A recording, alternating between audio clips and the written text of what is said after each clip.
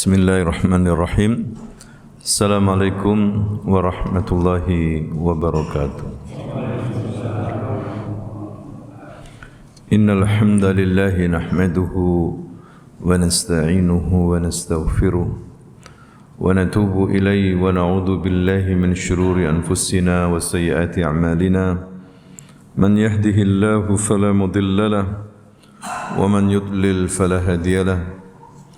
أشهد أن لا إله إلا الله وحده لا شريك له وأشهد أن محمدا عبده ورسوله يا أيها الذين آمنوا اتقوا الله حق تقاته ولا تموتن إلا وأنتم مسلمون أما بعد فإن أصدق الحديث كتاب الله وخير الهدي هدي محمد صلى الله عليه وسلم وشر الأمور محدثاتها وكل محدثة بدعة وكل بدعة ضلالة وكل ضلالة في النار. إخواني وأخواتي في الله رحمكم الله، أوصيكم ونفسي بتقوى الله فقد فاز المتقون. Bapak Ibu, para jamaah yang dimuliakan Allah Subhanahu wa taala, alhamdulillah pada subuh pagi hari ini kita bisa melaksanakan salat secara berjamaah. Mudah-mudahan salat kita ini diterima Allah Subhanahu wa taala. Amin ya rabbal alamin. Kemudian kita lanjutkan dengan kajian. Hadir di majelis ilmu untuk meneruskan pembahasan kita masalah fiqh, terutama yang berkaitan dengan fikih muamalah. Pelajaran fikih ini sangat besar sekali manfaatnya karena berkaitan dengan ibadah kepada Allah Subhanahu wa taala dan juga berkaitan dengan muamalah di antara kita, di antara sama manusia yang sesuai dengan apa yang dimaukan oleh Allah Subhanahu wa taala, sesuai dengan petunjuk Rasulullah sallallahu alaihi wasallam. Kita akan lanjutkan yaitu tentang bab yang ke-13 tentang syuf'ah dan jiwar. Pada dasarnya Bapak Ibu, tentang muamalah jual beli dalam Islam itu dibolehkan apa saja selama tidak ada dalil yang mengharamkan. Itu kalau masalah duniawi.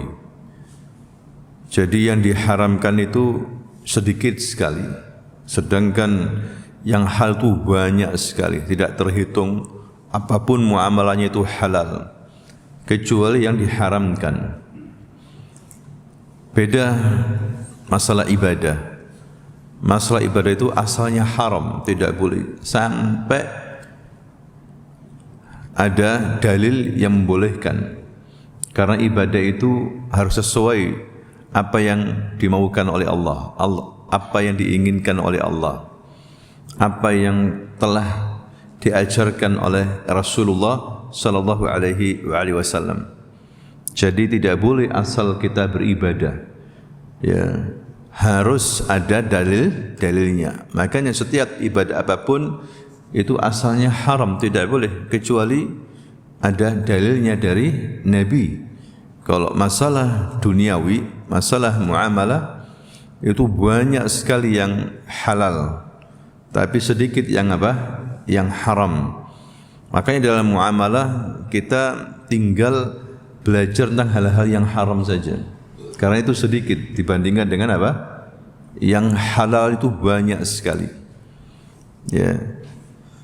Di sini Allah Subhanahu wa taala ingin memberikan kepada kita rukhsah, keringanan bagi hamba-hambanya. Tetapi hadirin sekalian, tetap kita ini harus banyak belajar, ya, dalam masalah muamalah. Karena banyak sekali di antara umat Islam tidak mengerti masalah muamalah. Ya, masalah jual beli, sewa menyewa, masalah pinjam meminjam, ya, masalah ini syuf'ah dan jiwar, ini perlu kajian secara khusus seperti sekarang ini, perlu fokus sejenak karena berkaitan dengan muamalah ini yang berkaitan dengan syarikat atau kongsi, ya, asalkan semuanya itu dibangun secara adil, ya, kemudian tidak ada namanya gharar, hal-hal yang tidak jelas, tidak ada unsur riba, tidak ada tipu menipu atau perbuatan zalim, ya, itu dibolehkan oleh Allah Subhanahu wa taala. Kembali kepada bab kita pagi hari ini tentang syuf'ah dan jiwar. Syuf'ah, apa itu asy-syuf'ah? Dikatakan di sini Bapak Ibu, asy-syuf'ah yaitu hak rekan mengambil alih bagian rekanannya. Dari pihak bagian itu berpindah ke tangannya dengan ganti pembayaran harta imbalan. Ya, hak rekan mengambil alih bagian rekanannya. Dari pihak bagian itu berpindah ke tangannya dengan ganti pembayaran harta atau imbalan. Dinamakan demikian karena pemilik syuf'ah memasukkan barang yang dijual ke dalam miliknya sehingga ia menjadi genap syaf'an. Setelah sebelumnya bagian bersendiri dalam hal kepemilikan.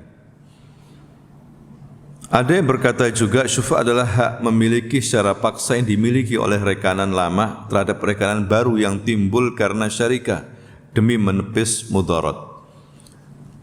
Misalnya Bapak Ibu tentang masalah ini, kongsi A dan B membeli sebuah bidang tanah, ya.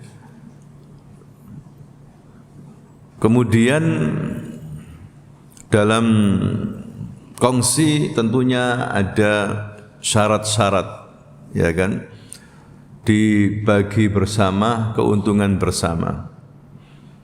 Kemudian si A ini ingin membeli bagian miliknya atau haknya si B, seperti itu, sehingga menjadi milik kepemilikan penuh si A. Si B mendapatkan imbalan. Mendapatkan imbalan berupa uang. Nah, itu dibolehkan dalam Islam. Ya, tapi ada syarat-syaratnya nanti. Ini namanya syuf'ah, menjadi syaf'an yang awalnya terpisah, kemudian si A membeli, ya, bagiannya si B yang awalnya itu berkongsi 2 orang. Tanah ini milik 2 orang, si A dan si B. Bahasa pasarnya kita ini, ya sudah, hakmu saya beli aja sudah. Ya, saya beli. Ya, apalagi misalnya kamu akan pergi jauh, sudah jual ke aku atau saya beli, saya kasih uangnya kamu sesuai dengan harga pasar. Walaupun waktu beli 10 tahun yang lalu itu murah, tapi dihargai dengan harga sekarang. Ya, sampai di situ Islam ini mengatur, hadirin sekalian. Ya, jangan sampai menzalimi. Ya, dalam arti pakai harga lama padahal sudah 10 tahun berlalu. Ini tidak boleh seperti itu. Sesuai dengan harga kekinian atau harga pasar, sehingga 2 orang yang berkongsi ini masing-masing bahagia, masing-masing enak, begitu, endingnya enak. Itu sering kita dapati dalam kehidupan kita di masyarakat. Nah, inilah maksud daripada asy-syuf'ah itu, ya. Dalilnya Bapak Ibu yaitu dari hadis Jabir radhiyallahu anhu, dia berkata, qada Rasulullah sallallahu alaihi wasallam bisyuf'ati fi kulli ma lam yuqsam فإذا وقعت الحدود وصرفت الطرق فلا شفعة له. Rasulullah sallallahu alaihi wasallam memutuskan syuf'ah pada segala sesuatu yang belum dibagi. Lalu bila batasan-batasan sudah tetap statusnya dan jalan-jalan yang sudah dijelaskan, maka tidak ada syuf'ah lagi. Maksudnya di sini tanah, ya misalnya 1 hektar, belum ada batasan-batasan, belum dibagi secara jelas mana miliknya A, mana miliknya B, ya, atau 3 orang, mana batasan milik A, mana batasan milik B, mana batasan milik apa? C, belum dibagi-bagi. Ini berlaku syuf'ah, tidak ada masalah. Ya. Tapi kalau sudah dibagi, apalagi keluar sertifikatnya, yang ini garis ini milik A, garis ini milik B, udah dibagi, udah ditentukan apa namanya batasnya, statusnya, tidak ada istilahnya syafa'ah atau syuf'ah, tidak ada sudah. Ya, karena sudah jelas kepemilikannya masing-masing.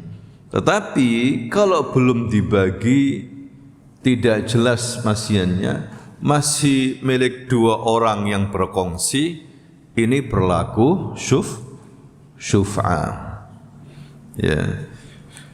Dalam riwayat yang lain, qada Rasulullah sallallahu alaihi wasallam bisyuf'ah fi kulli syarikatin lam tuqsam rab'atin aw ha'itin la yahillu lahu an yabi'a hatta yu'dina syarikahu fa in syaa'a akhadha wa in syaa'a taraka fa idza ba'a wa lam yu'dinhu fa huwa ahaqqu bihi.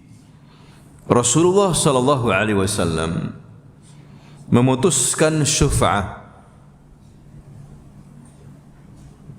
pada setiap kepemilikan bersama syarikat yang belum dibagi. Ya, jadi Rasulullah memutuskan karena Rasul sebagai qadhi waktu itu, ya, hakim di masyarakat kaum muslimin saat itu. Maka Rasul memutuskan perkara, ya, memutuskan asy-syuf'ah, tanah atau kebun, karena belum dibagi batasan-batasannya, statusnya tidak jelas, masih kepemilikan misalnya A dan B, itu diputuskan berlaku syuf'ah. Kalau A ingin membeli semuanya, maka A harus memberikan ganti rugi kepada B, atau sebaliknya seperti itu. Ya. Tidak halal bagi pemiliknya untuk menjualnya sehingga dia memberitahu rekanannya. Tidak boleh A misalnya menjual ke pihak ketiga, menjual ke C, C itu orang lain yang tidak masuk syarikat, ya, tidak masuk kongsi, tanpa memberitahu kepada si B, tidak boleh. Ya, karena si B ini pertama yang berhak untuk dimintai pendapat atau mau dijual ke B, itu yang paling pertama daripada orang lain, seperti itu. Maka Nabi mengatakan begini, tidak halal bagi pemiliknya untuk menjualnya sehingga dia memberitahu rekanannya itu, syariknya itu, rekannya itu yang berkongsi. Lalu bila rekanannya berkenan, maka boleh mengambilnya. Kalau B mengatakan, A mengatakan, ya B, saya mau menjual ke teman kita, ada teman kita yang mau beli tanah kita ini. Bagaimana menurut pendapatmu? Oh ya, tidak apa-apa. Berarti boleh dijual. Seperti itu. Lalu bila dia menjualnya dalam keadaan belum memberitahu rekanannya, maka rekan tersebut lebih berhak dengannya. Misalnya tiba-tiba A menjual tanah ini ke orang lain tanpa pengetahuan kongsinya, syarikatnya itu, B ini, maka B berhak untuk menuntut. B berhak ngomong sama pembeli itu saya punya hak di situ. Kok enak saja abang menjual begitu saja? Ya, kita selesaikan dulu. Tidak bisa, saya punya hak juga di situ. Paham ya Bapak Ibu ya? Itu maksudnya asyuf'ah. Jadi kalau mau menjual harus pengetahuan kongsinya, atau menawarkan kepada kongsinya itu lebih berhak. Ya. Itu etika yang harus dijalankan oleh yang berkongsi. Begitu juga misalnya kita sama tetangga. Kita tawarkan dulu sama tetangga kita kalau kita mau apa? Jual rumah. Barangkali dia menginginkan seperti itu. Ya. Nah, itulah yang disabdakan oleh Rasulullah sallallahu alaihi wasallam. Kemudian juga dari Nabi sallallahu alaihi wasallam beliau bersabda, "Jarud dar ahaqqu bid-dar." Nah, ini dasarnya. Hadis riwayat Tirmizi. Tetangga rumah itu lebih berhak di atas rumahnya atau atas rumahnya. Para ulama berijma' bersepakat menetapkan syuf'ah bagi seorang rekanan pada tanah atau rumah atau kebun dijual dan belum dibagi. Ya. Jadi seperti yang kita katakan dalam muqaddimah dalam syuf'ah itu, kalau belum dibagi-bagi, belum dipetak-petak, belum statusnya enggak jelas, masih dalam sebuah tanah milikan bersama, itu boleh syuf'ah. Tapi kalau sudah dibagi-bagi, apalagi dengan istilah apa namanya itu, sudah dibatas-batasi, ya ini tidak ada syuf'ah lagi. Karena pemilikannya sudah jelas. Ya, jadi siapa boleh walaupun tidak memberitahu si A karena sudah jelas. Hadirin sekalian. Dari sini dapat diketahui bahwa pensyariatan syuf'ah itu berdasarkan sunnah dan ijma'. Hukum-hukum yang berkaitan dengan syuf'ah. Yang pertama, Bapak Ibu, kita pelan-pelan di sini ya. Seorang rekan tidak boleh menjual bagiannya sehingga dia memberitahu dan menawarkannya kepada rekanannya. Lalu bila dia menjual dalam keadaan belum memberitahu rekanannya, maka rekan itu lebih berhak atas apa yang dia jual itu. Seperti yang kita katakan tadi itu, harus mengetahui atau diketahui rekanan kongsinya kalau mau menjual rumah atau tanah. Kalau si B misalnya tidak tahu, maka si B berhak untuk apa yang dijual tadi itu. Ya, bisa menarik kembali sebentar, tidak bisa gitu aja. Ya, kembali lagi, saya harus tahu berapa harganya. Ya, saya harus tahu. Nah, inilah Bapak Ibu supaya tidak ada perselisihan percekcokan, tidak ada pengkhianatan, tidak ada yang dizalimi dalam bermuamalah. Lihat bagaimana Islam mengatur semuanya ini, Bapak Ibu, luar biasa sekali syariat Allah Subhanahu wa taala. Karena bisa jadi A dan B berkongsi, salah satunya berkhianat, dijual, dibawa lari uangnya. Bisa enggak terjadi seperti itu? Bisa. Sehingga B berhak menuntut, melaporkan ke pemerintah. Ya, ini curang ini si A ini. Wong saya ada saham di situ, saya ada hak bagian di situ. Kok saya enggak diberitahu? Dijual begitu saja. Nah, dia bisa menuntut, maka dicari si A ini. Hadirin sekalian. Kemudian yang kedua, syuf'ah tidak ditetapkan pada selain tanah dan properti. Tidak ada syuf'ah pada benda-benda bergerak seperti hewan, perabotan dan lain-lainnya. Jadi tidak yang bergerak. Tanah bergerak enggak? Ya, kecuali dipikul. Tanah bagaimana dipikul? Maksudnya batasan-batasannya itu. Ya, rumah besar. Jadi kalau hewan, perabotan tidak berbicara syuf'ah. Tidak ada istilah syuf'ah. istilah yang lainnya. Kalau syuf'ah itu dibatasi barang yang tidak apa? Bergerak. Hadirin sekalian. Kalau mobil, perabotan, barang-barang elektronik tidak bicara syuf'ah. Kemudian yang ketiga, syuf'ah adalah hak syar'i. Tidak boleh melakukan tipu muslihat untuk menggugurkannya. Karena hak ini ditetapkan dalam rangka menepis mudarat dan rekanan. Jadi itu hak syar'i, ya tidak boleh ada tipu muslihat di situ menggugurkan, ya asal menjual begitu saja tanpa pengetahuan rekanan bisnisnya. Ya supaya tidak ada yang dirugikan. Kalau ada rugian berarti mudarat. Ya, Islam tidak boleh berbuat zalim seperti itu. Az-zulmu dzulumatun yaumil qiyamah. Kezaliman itu merupakan kegelapan nanti pada hari apa? Kiamat. Lebih baik muamalah kepada manusia kita selesaikan dengan baik, dengan adil sebelum apa? La yanfa'u malun wala dinarun wala dinar, sebelum tidak manfaat nanti harta benda. Ya, yang ada itu justru nanti kebaikan kita yang diambil oleh Allah dan diberikan kepada orang yang kita zalimi itu. Ini lebih parah, hadirin sekalian. Lebih baik ya kita selesaikan di dunia ini. Minta maaf atau kita kembalikan yang kita ambil secara zalim, yang dicuri kembalikan. Ya, sebelum nanti tidak manfaat dinar wala dirham. Urusan manusia lebih berat nanti.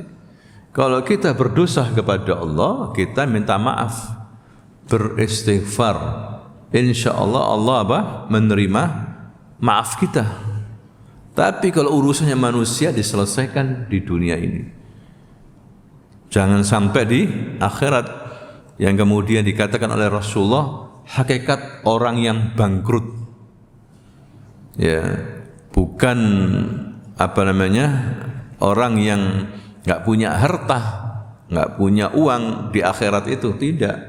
Hakikat orang bangkrut itu orang yang banyak sholatnya, banyak ibadahnya, tetapi dia menzalimi orang. Akhirnya pahala-pahala ibadahnya itu diambil oleh Allah dan diberikan kepada orang yang dizalimi. Kalau belum cukup kejelekannya orang zalim itu diberikan ke dia, rugi akhirnya dilempar ke neraka. Ini bahaya, hadirin sekalian. Ya, kita harus hati-hati. Banyak orang nekat sekarang ini karena terjepit masalah ekonomi. Ya, dia berbuat apa saja. Yang haram pun dia embat. Ngerti sekarang ini, ngeri sekarang ini. Ya, kecuali orang-orang yang memang belajar ilmu agama, masih punya iman, dia takut. Tidak asal muamalah. Yang penting itu halal. Ya, walaupun itu sederhana dan sedikit halal daripada banyak haram. Kembali kepada syuf'ah tadi itu. Syuf'ah yang keempat ditetapkan pada rekan sesuai dengan kadar kepemilikan mereka. Misalnya 50-50 memang ya sudah 50-50 bagiannya, atau 60-40 sesuai dengan bagiannya masing-masing. Barang siapa memiliki hak syuf'ah, maka dia bisa mengambilnya dengan harga pasar barang itu, biasa dijual dengannya, sama saja membayarnya dengan kontan atau kredit. Sesuai dengan harga pasar sekarang ini, bukan harga dulu. Misalnya temannya ini butuh untuk mengambil alih semuanya ini karena dia mau buka toko besar. Ya. Maka dia ngomong sama B, ya B udah saya beli aja hakmu. Harus sesuai dengan harga pasar. Bisa dibayar kontan atau apa? Kredit. Itu. Hadirin sekalian. Ya, mungkin dia butuh harus, atau untuk keluarganya, mau bangun untuk keluarganya. Ya, sedangkan dia enggak butuh misalnya. Ya sudah, Ya, yang lebih butuh itu harus disegerakan. Ya sudah, saya jual, kata si B. Tapi dengan harga pasar, harga sekarang, bukan harga waktu kita beli. Ya, 20 tahun yang lalu. Ya, tidak boleh seperti itu. Islam sangat rinci dalam masalah kongsi ini, hadirin sekalian. Kemudian hukum syuf'ah ditetapkan dengan sebab status bagian pindah tangan dari rekanan itu melalui jual beli yang jelas atau semakna dengan jual beli. Maka tidak ada hukum syuf'ah pada bagian saham yang beralih dari kepemilikan rekanan yang bukan melalui proses jual beli seperti hibah tanpa timbal balik, warisan dan wasiat. Ya, murni jual beli ini. Kalau memang ingin mengambil hak si B, temannya itu, rekanannya, tidak boleh mengatakan ya sudah, kasihkan saya hibah aja. Ya, hibah aja. Kalau dia memaksa tidak boleh. Sedangkan si B nggak setuju, pengennya jual beli.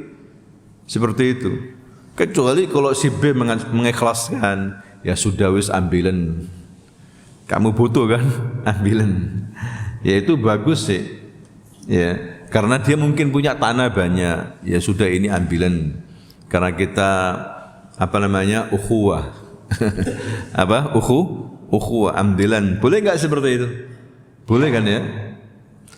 Ya, ridho. Tapi dia enggak ridho, dia diam aja, dipaksa, ya hibahkan aja ke saya. Berikan aja ke saya, hakmu itu. Ya.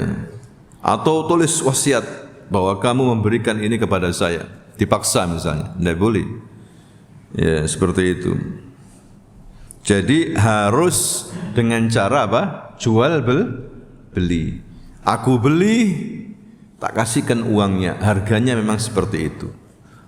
Jelas, hadirin sekalian. Ya. Ini akad-akad yang harus dipahami bersama.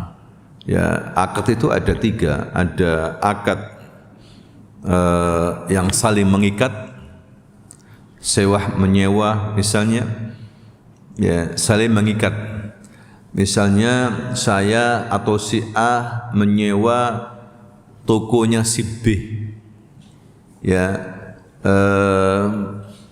juta setahun. Terjadi akad sudah. Ternyata dalam perjalanannya sepi tokonya ini. Ya, enggak sampai setahun, sebulan, 2 bulan sepi tokonya. Ya, si A ini menganggap si B, ya si B ya sudah saya kembalikan aja. Ya, kembalikan uangku karena ini enggak sampai setahun. Ya, kembalikan 7 juta misalnya. Enggak bisa. Karena sudah akad mengikat. Bapak Ibu, paham ya? Ya sudah, sewakan aja ke orang lain. Atau biarkan sampai setahun sudah berjalan. Ya, atau sebaliknya, pemilik toko karena dia rame, dia pingin mengambil alih, atau dia pingin bangun, atau pingin apa, dia mengatakan, ya si A, udah kamu jangan nyewa lagi. Oh, tidak bisa sesuai dengan perjanjian setahun. Ya sudah, kalau begitu saya lebihkan. Lebihkan berapa? 15 juta. Saya kasih kamu 15 juta. Oh enggak, saya ingin 5 kali lipat atau 10 kali lipat. Boleh enggak seperti itu? Boleh. Boleh, hadirin sekalian. Ya, agar dihargai ini akad ini. Ya, tidak boleh seorang kalau sudah akad kemudian membatalkan. Ya, jual beli, kecuali misalnya ada aib, jual beli mobil, itu lain persoalan. Namanya itu nanti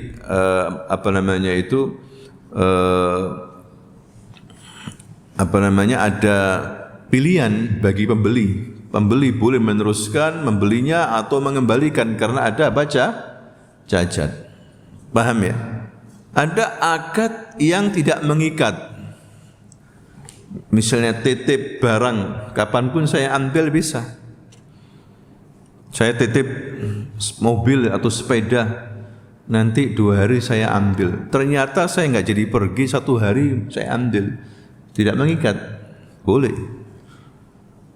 atau akad mengikat satu pihak saja, ya, menggadaikan barang, ya, menggadaikan barang nanti sama, misalnya menggadaikan ke saya kasih uang ke dia, ya, dia harus mengembalikan uangnya, ya, sesuai dengan perjanjiannya, seperti itu, asal tidak ada riba atau tambahan. Hadirin sekalian, titip barang. Nah, kembali lagi kepada di sini, hadirin sekalian, yang keenam, status properti yang dipindah tangankan dengan proses jual beli yang menjadi objek syuf'ah itu properti adalah bisa dibagi. Tanah kan bisa dibagi, ya, sehingga tidak ada hukum syuf'ah pada barang yang sulit dibagi. Hanya sepetak kamar begitu, kamar untuk tidur tidak bisa, atau kamar mandi yang kecil, sumur dibagi apa? Maksudnya sudah jelas dibagi. Tanah, rumah besar, ya, bisa seperti itu. Kalau tidak bisa dibagi, sulit, tidak ada istilah apa? Syuf'ah, tidak ada, Bapak Ibu. Kemudian yang ketujuh, tuntutan syuf'ah ditetapkan saat rekanan menuntutnya langsung ketika dia mengetahui adanya jual beli. Dan bila dia tidak menuntut hak syuf'ah ketika jual beli, maka hak ini gugur. Kecuali bila dia belum mengetahui, maka dia tetap memiliki hak syuf'ah tersebut. Demikian hanya bila dia tidak segera menuntut karena alasan tertentu, seperti tidak tahu hukum dan atas atau alasan-alasan lainnya. Maksudnya di sini, hadirin sekalian, hak menuntut syuf'ah itu langsung ketika ada jual beli itu. Ya, kalau ada yang kekurangannya, A si B menjual tanahnya ke orang lain, ya, ternyata si A ini jualnya murah, enggak sesuai dengan pasaran, B boleh menuntut. Oh, enggak bisa, bagaimana kamu jual murah betul? Harus sesuai dengan harga sekarang ini. Nah, itu boleh. Ya. Tapi kalau dia diam saja, berarti setuju. Ngikut aja sama asib B, anak ngikut aja wis diam. Kenapa kok diam? Berarti setuju. Atau si A sepihak menjual ke orang lain tanpa sepengetahuan si B, maka si B tetap punya hak pada tanah itu. Ya, dia boleh menuntut uang nanti juga. Nah, inilah hadirin sekalian tentang hal-hal yang harus dilakukan tentang syuf'ah. Kemudian objek syuf'ah adalah tanah yang belum dibagi dan belum dibatasi dan segala sesuatu ada di atasnya berupa tanaman dan bangunan, maka ia menginduk kepada tanah. Jadi belum dibagi, belum ada batas-batasannya. Kalau ada bangunan atau ada tanaman di atasnya, maka sama itu menginduk kepada tanah itu. Bila dibagi, namun masih menyisakan sebagian kepemilikan bersama antar tetangga, seperti jalan, saluran air dan sepertinya, maka hak syuf'ah tetap tegak menurut pendapat yang sahih dari dua pendapat para ulama. Bila sudah dibagi, tapi ada masih sisa-sisa itu, ya, jalan, saluran air, ini juga masih ada hak syuf'ah. Yang sisanya itu karena masih kepemilikan bersama. Misalnya dibeli dengan saluran airnya, maka dibagi bersama juga. Seperti itu. Yang kesembilan, penuntut hak syuf'ah harus membeli semua bagian rekanannya yang dijual, sehingga dia tidak boleh membeli sebagian saja dan meninggalkan sebagian yang lain, demi untuk menghindari mudarat bagi pembeli lain. Jadi kalau memang membeli, ya membeli semuanya. Ini haknya si B sekian, ya harus dibeli semuanya, jangan dibeli cuma setengah. Nanti ribut nanti urusannya yang ke depan, karena belum ada batas-batasannya, beli semuanya aja. Ya, sahammu di sini, bagianmu di sini 40%, saya beli semuanya B. Ya harus begitu memang. Tapi kalau beli separuh nanti susah. Ya, orang lain bagaimana nanti kalau beli? Ada mudarat nanti. Hadirin sekalian. ketidakjelasan lagi. Nah, inilah Islam mengatur tentang apa? Syufa. Dalam kitab-kitab fikih itu ada syufa. Ya, kitab-kitab fikih hampir semua imam mazhab, ya dalam mazhab Syafi'i begitu juga ada namanya bab apa? Syufa. Hampir sama keterangannya seperti ini. Ya, ini menunjukkan bahwa Islam ini mengatur orang yang bersyirikat, ya, orang yang berkongsi agar tidak menzalimi. Ya, walaupun yang pihak berkongsi itu salah satunya misalnya orang awam, tetap dihargai. Tidak boleh kemudian membuat tipu muslihat, ya, jual beli di bawah tangan atau jual beli rahasia tanpa sepengetahuan kongsinya. Hadirin sekalian, ini perlu, kalau kita belajar seperti ini maka kita bisa berkongsi suatu hari, boleh berserikat tuh boleh, tapi harus hati-hati dengan trik-trik. Ya, ada orang-orang yang memang punya rencana jahat, ya, untuk menzalimi. Itu bisa kita baca. Makanya kita harus buat syarat-syarat, ya, tertulis misalnya, ya, di restui, setujui dua belah pihak.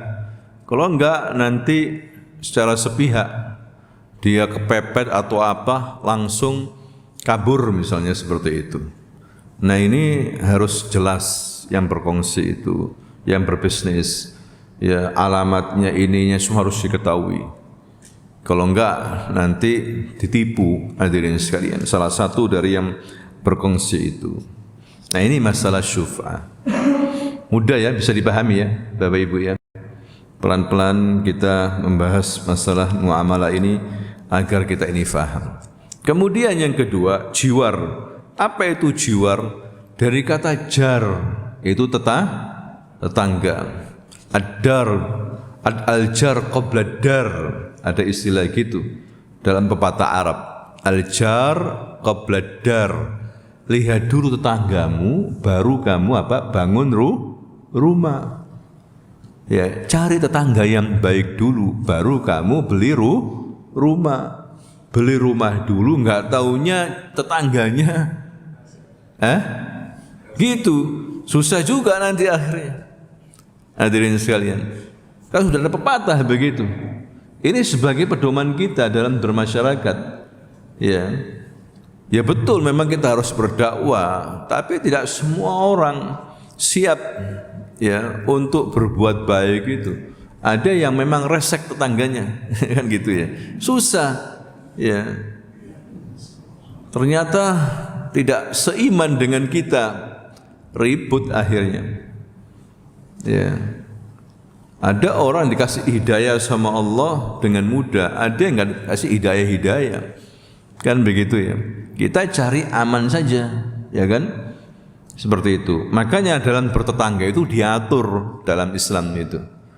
Ada hak-hak tetangga, ya, walaupun non muslim, agar tidak berseteru, ya, agar tidak bertengkar. Bapak Ibu, tetangga itu memiliki hak atas tetangganya. Sungguh Nabi SAW telah berwasiat agar seorang berbuat baik kepada tetangganya, sampai hampir beliau memberikan hak waris kepada tetangga. Sampai seperti itu, walaupun akhirnya tidak boleh, tetangga tidak bisa dapat hak apa? Waris. Seakan-akan hampir boleh dikasih warisan. Begitu pentingnya hak tetangga untuk kita hargai. Begitu juga Jibril terus menerus datang kepada Nabi agar berbuat baik sama tetangga, sampai seakan-akan diwariskan itu harta untuk tetangga, itu diberikan warisan.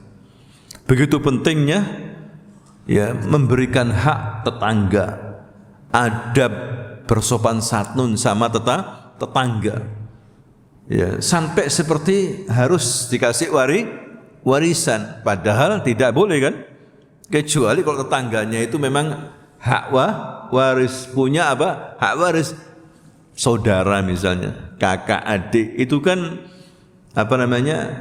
berhak untuk mendapatkan apa? Warisan. Tetangganya memang bukan orang lain, ya, memang berhak untuk mendapatkan apa?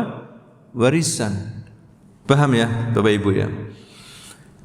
Nah, barang siapa butuh kepada tetangganya, misalnya dia butuh untuk mengalirkan air melalui tanah tetangga atau jalan setapak melalui tanahnya atau seperti itu, maka pemiliknya patut membantunya mewujudkan hajat tersebut, baik dengan ganti rugi atau secara gratis. Misal tetangganya butuh untuk saluran air, harus diperhatikan. Oh iya ya, alasannya apa? Oh dia enggak ada lagi kecuali harus ada saluran air. Kalau enggak kacau semuanya, akhirnya bocor ke kita nanti. Ya sudah, akhirnya dialog-dialog. Bagaimana kalau kamu bayar ini karena tanah saya ini? Kamu bayar aja. Wah saya enggak punya uang ini. Ya sudah kamu cicil. Pokoknya ya sudah wis gratiskan enggak apa-apa, itu lebih baik. Ya, itu lebih baik karena tetangga hadirin sekalian.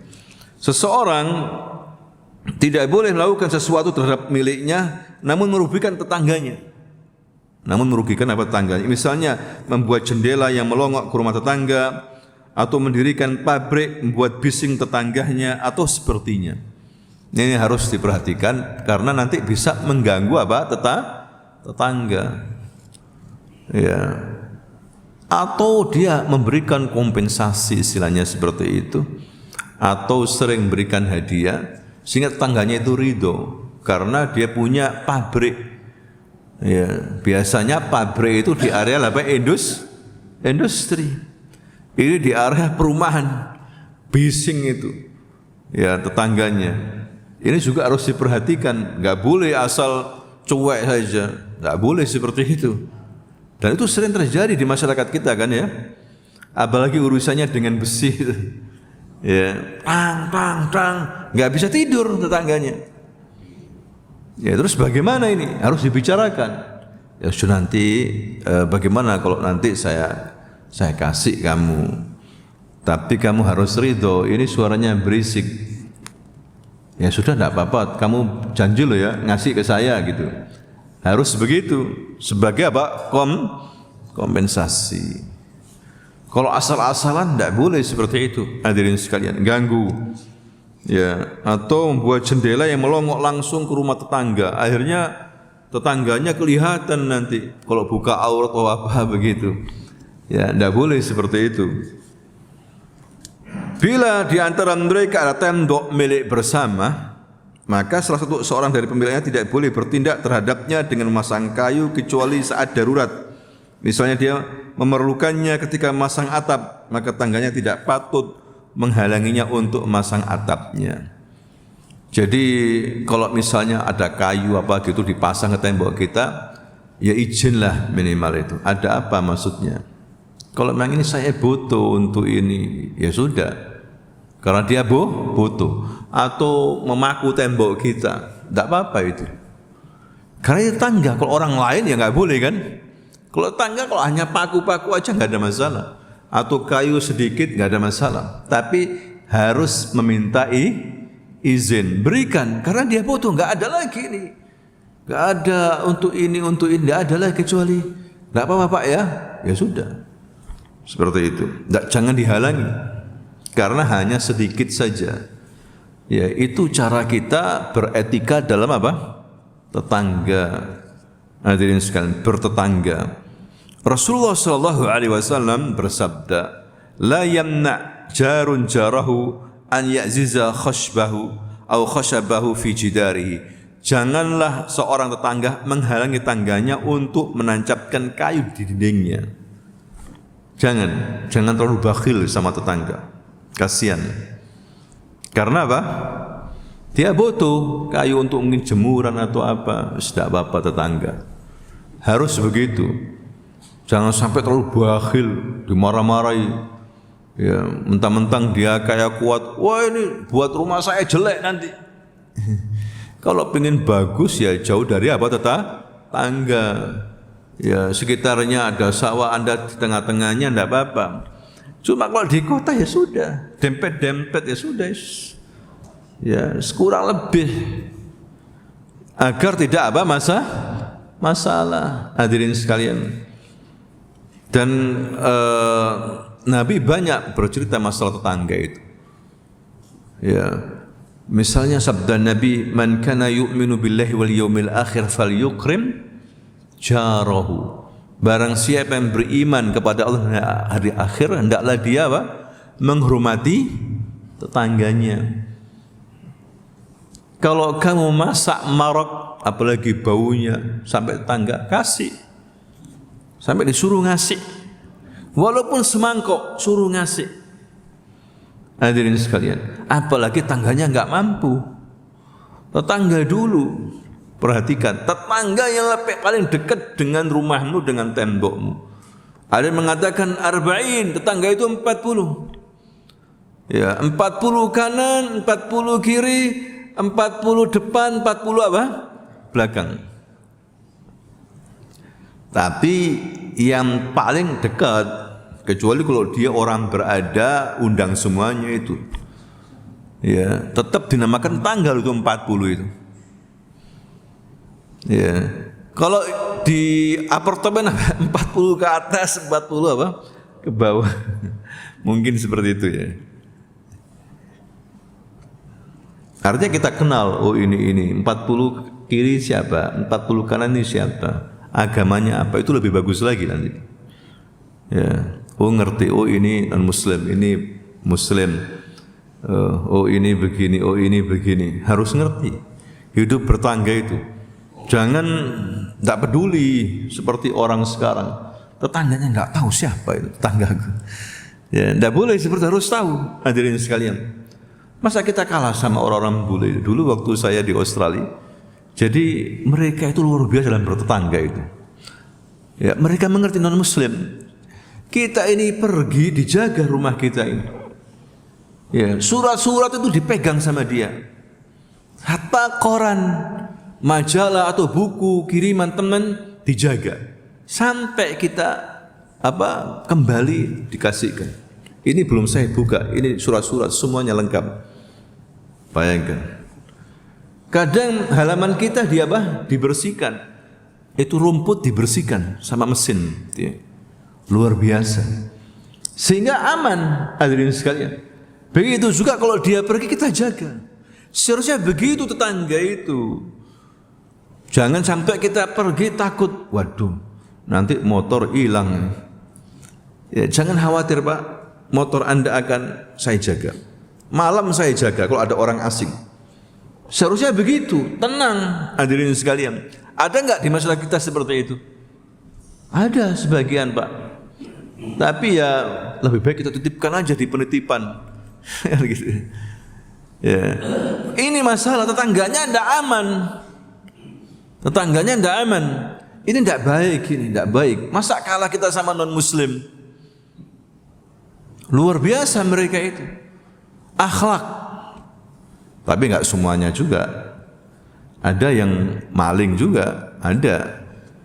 Tapi kebanyakan begitu umat Islam yang hidup di negeri minoritas Islam di sana. Di luar negeri itu begitu. Teman-teman banyak ngomong seperti itu. Saya tanya juga teman-teman yang punya rumah di sana itu. Ya atau ngontrak, itu luar biasa. Ya kalau ada momen dikasih hadiah kita. Ya, boleh enggak kita makan hadiahnya mereka? Boleh. Selama itu apa? Halal. Makan enggak apa-apa. Enggak ada urusannya selama itu halal. Itu cara kita bertetangga. Ya, dijaga kalau malam ada orang mencurigakan bukan keluarganya, tanya, "Pak, siapa Bapak?" Harus begitu. Apalagi tetangga Anda bepergian kosong. Harus dijaga itu, kewajiban. Sebagaimana kita menjaga rumah kita sendiri. Kita enggak peduli tetangga saya bukan keluarga saya, enggak boleh seperti itu. Ya, ini Islam mengajarkan. Hadirin sekalian, sampai seperti itu. Kemudian yang terakhir di sini, hukum-hukum jalan. Tidak boleh mempersempit jalan kaum muslimin secara umum. Tidak boleh. Ya, ini tetap jalannya lebar, jangan dipersempit. Apalagi jalan umum, tidak boleh.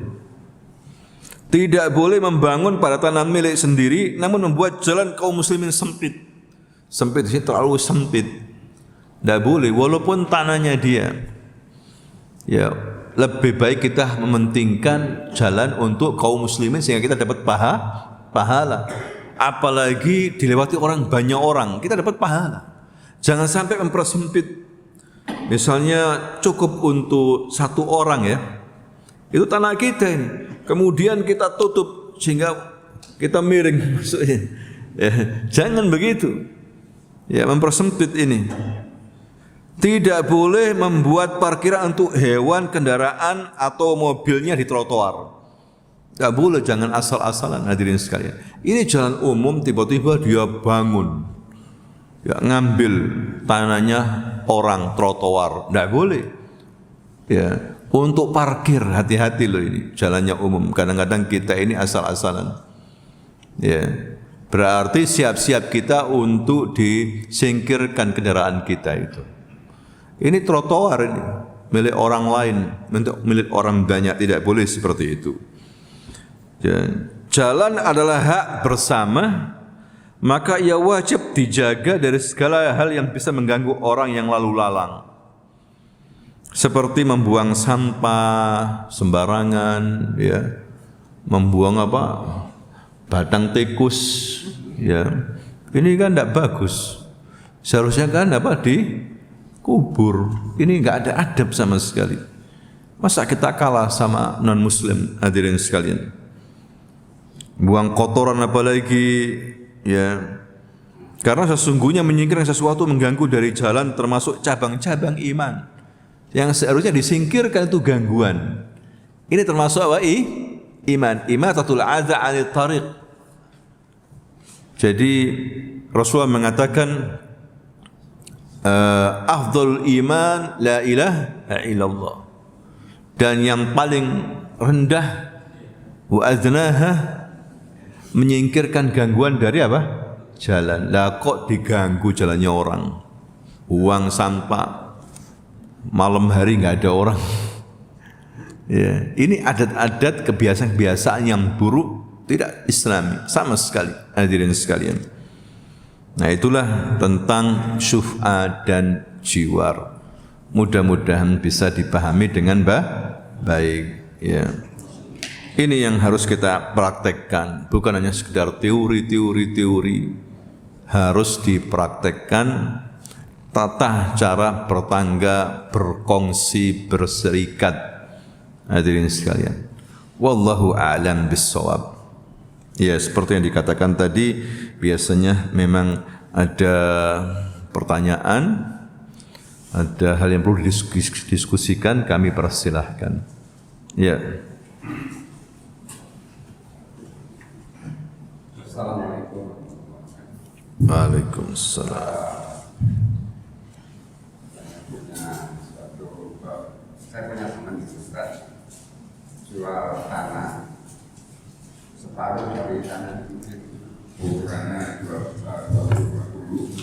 kemudian tanah tersebut yang separuh ditawarkan pada saya. Dan mungkin saya meringankan bagi orang sunnah juga. Saya kemudian setelah setengah tahun dia mendatangi saya sama istrinya. Saya juga sama istri saya ngobrol. Pak, tanam tak silik. Apa? Pak, tanam tak silik. Saya pinjam. Oh iya. Untuk saya coba tambah modal. Boleh, tapi nanti saya dapat berikan gaji di sekitarnya. Tanah sekitar. Kemudian saya tidak ngomong. Kemudian kalau benar gaji 2 juta, saya ingin tahu kondisinya. Kalau nggak ada informasi, sampai itu sudah 10 tahun yang lalu. Kemudian 3 tahun yang lalu ketemu, ngobrol. Gimana Pak?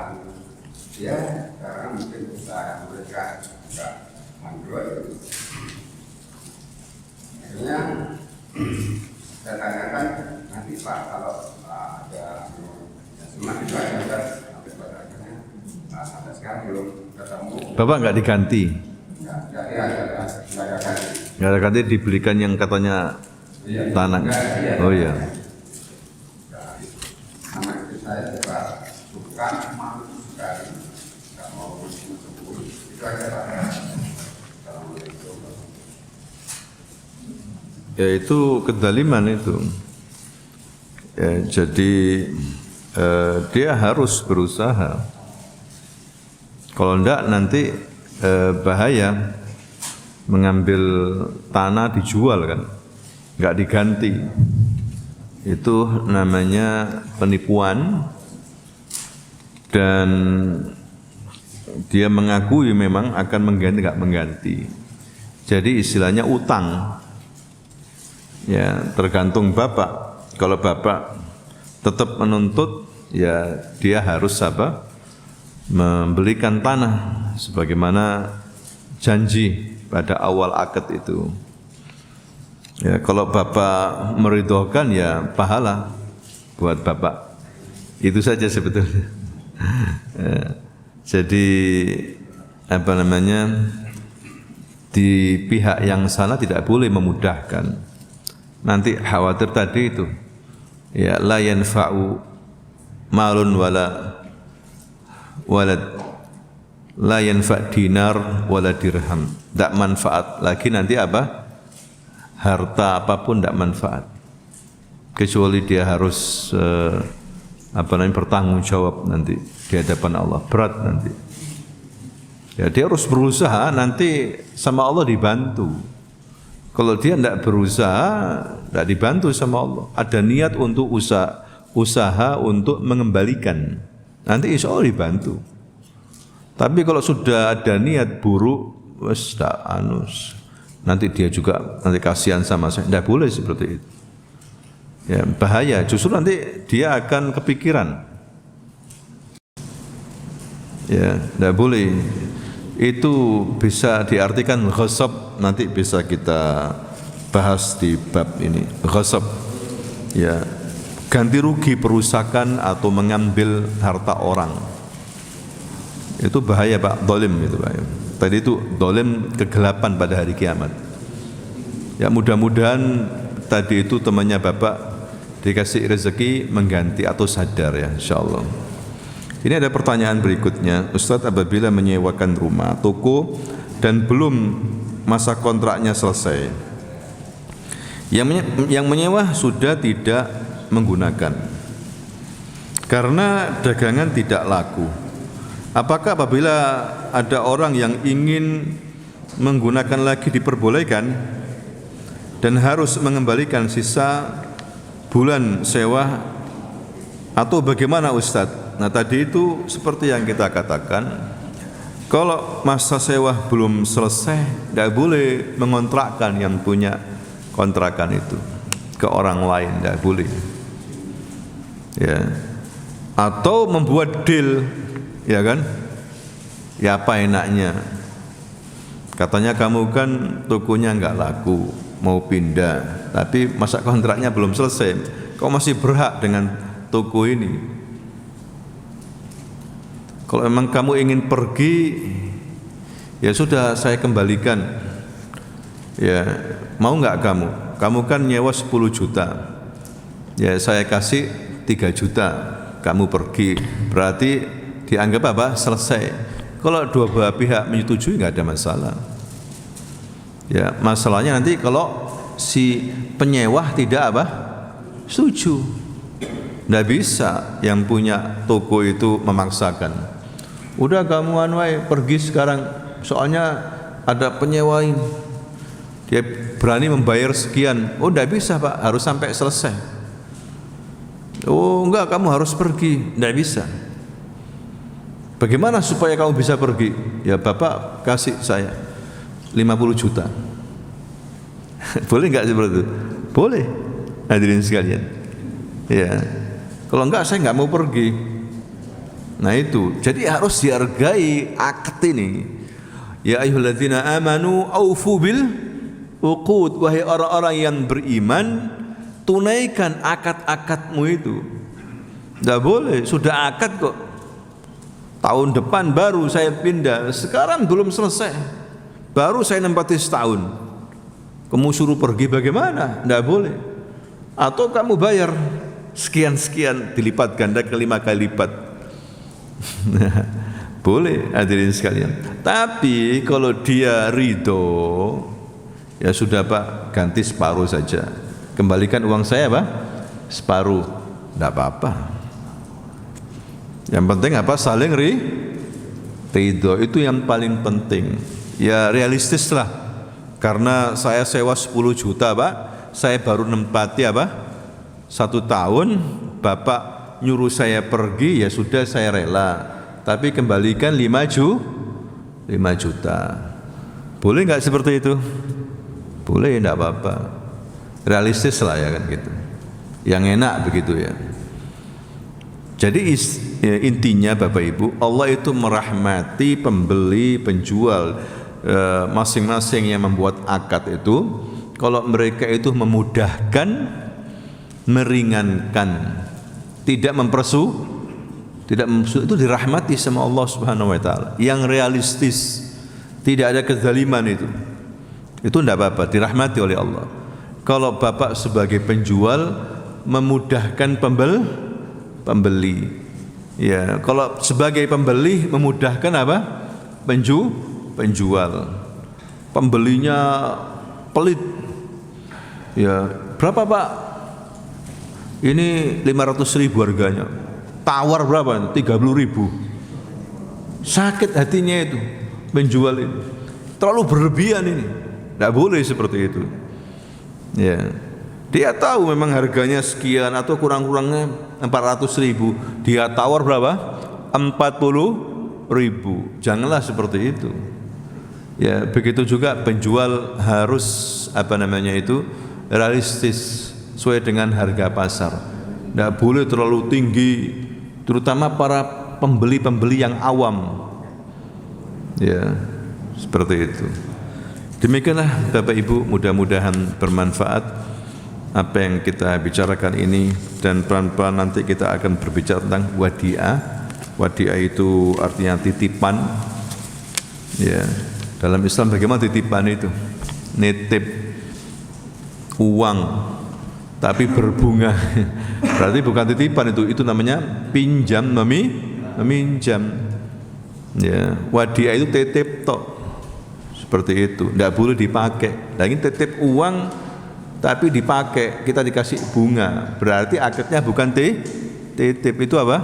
Pinjam meminjam, riba itu. Subhanakallahumma wa bihamdika asyhadu an la ilaha illa anta astaghfiruka wa atubu ilaik. Assalamualaikum warahmatullahi wabarakatuh.